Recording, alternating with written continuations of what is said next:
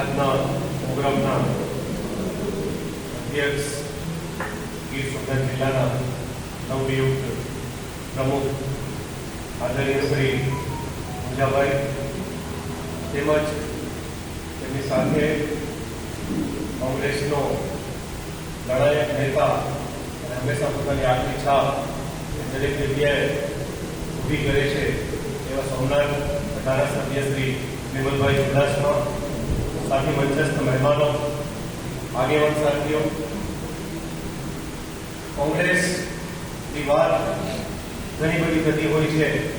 આ ફક્ત એક રાજકીય પાર્ટી નથી, પણ એક ભારત એક એવું સમય હતું કે જ્યારે સોનાની ચીડિયા એ કહેવાતું હતું, પણ અંગ્રેજો જ્યારે તેને લૂંટીને ગયા ત્યારે તેની પરિસ્થિતિ એક ભિખારી દેશ આફ્રિકા જેવી થઈ ગઈ હતી. અને ત્યારે પૂજાભાઈ જેવા જે તે સમયે હોનહાર, બાહોશ, વેલ એજ્યુકેટેડ અને સારા પરિવારથી બિલોંગ કરતા જવાહરલાલ નહેરુએ આ કોંગ્રેસની સત્તા સંભાળી અને ત્યાર પછી આ દેશને એ મુકામ હાસિલ કરાયું કે તેમના જ પરિવારમાંથી અસંખ્ય નેતાઓ અને આજની તારીખમાં પણ એક એવો યુવાન કે જે પોતાના દરેક રીતે કુરબાની આપવા માટે તૈયાર છે એ રાહુલ ગાંધીની જો પાર્ટી હોય તો એ કોંગ્રેસ છે. કોંગ્રેસે હંમેશા તકલીફમાં લોકોનો હાથ આપ્યો.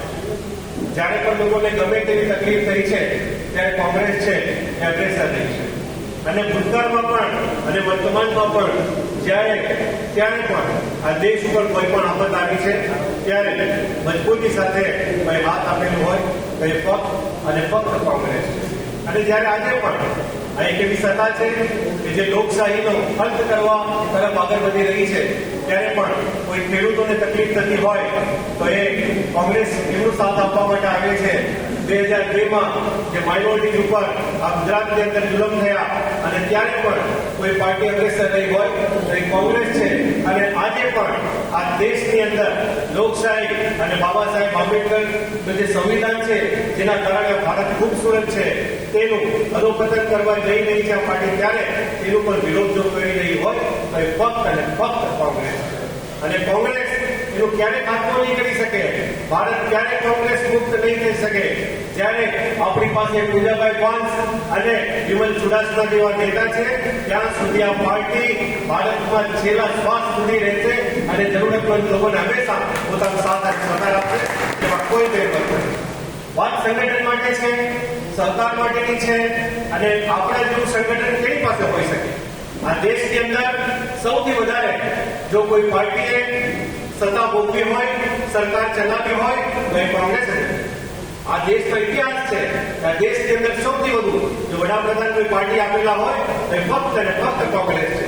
અને આજે પણ તમે જુઓ એ કોંગ્રેસની અંદર આ દેશને જે કંઈ સ્વર્ણકાળ એટલું થઈ રહ્યું હતું તે ફક્ત અને ફક્ત કોંગ્રેસના સમયમાં થયું. એટલે સંગઠન તો આપણી પાસે છે. આજે પણ ભારતના કોઈ પણ એક ગામડું નહીં હોય કે જ્યાં કોંગ્રેસનો કાર્યકર્તા નહીં હોય, પણ જરૂર છે કે એકજૂટ કરવાની.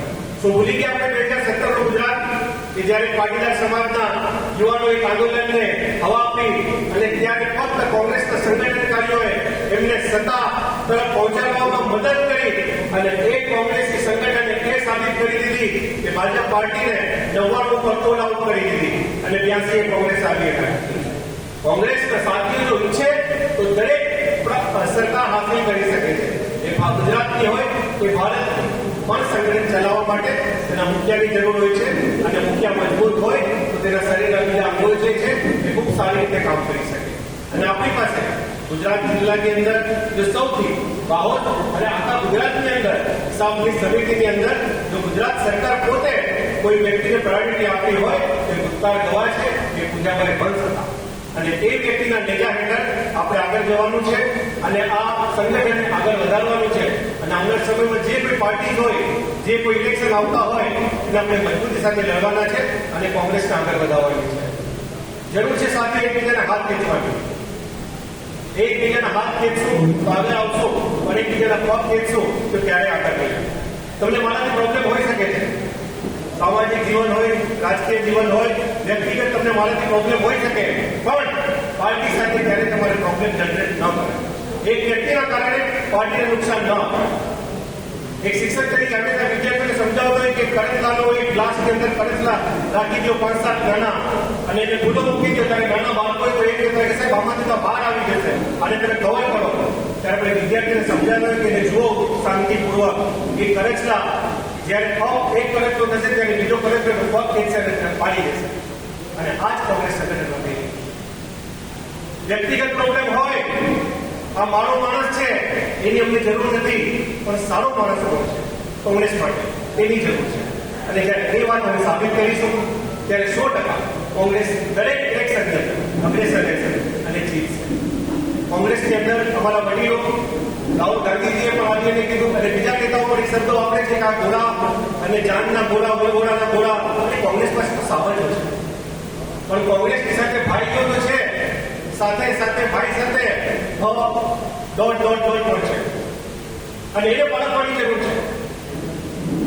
સંબંધ હોય રાજકારણની અંદર દરેક વ્યક્તિ દરેક પાર્ટી સાથે સંબંધ હોય ભાજપના લોકો સાથે સંબંધ હોય મંત્રી સંત્રી સાથે સંબંધ હોય આપ પાર્ટીના લોકો સાથે સંબંધ હોય દરેક વ્યક્તિ સાથે સંબંધ હોય પારિવારિક પણ સંબંધ હોય પણ પાર્ટી સાથે વફાદારી હોવી જોઈએ અને પાર્ટી સાથે વફાદારી ન હોય તો એવા બેવફા એવા હલકટ એવા બકવાસ માણસોની કોંગ્રેસને સમજી કાલે જરૂર નથી અને આજે કરશે અને જ્યારે આ સરકારી સાથે અને આ સ્લોગન સાથે આપણે હાથ આગળ આપ વધારશો તો કોંગ્રેસ પાર્ટી ખૂબ આગળ વધશે અને હું ગેરંટી સાથે કહું છું કે આપણી પાસે એવા મજબૂત સૈનિકો છે કે તમે હાકલ મારશો ત્યારે માથાઓ જે છે તમારી સાથે દરેક રીતે ચાલવા માટે આગળ बस ये बात कही कहूँ છું કે सिर्फ हंगामा करना मेरा मकसद नहीं मेरी कोशिश है कि ये सूरत बदलनी चाहिए सिर्फ हंगामा करना मेरा मकसद नहीं मेरी कोशिश है कि ये सूरत बदलनी चाहिए मेरे सीने में नहीं तो तेरे सीने में वो कहीं भी आ मगर कांग्रेस के लिए वो जलनी चाहिए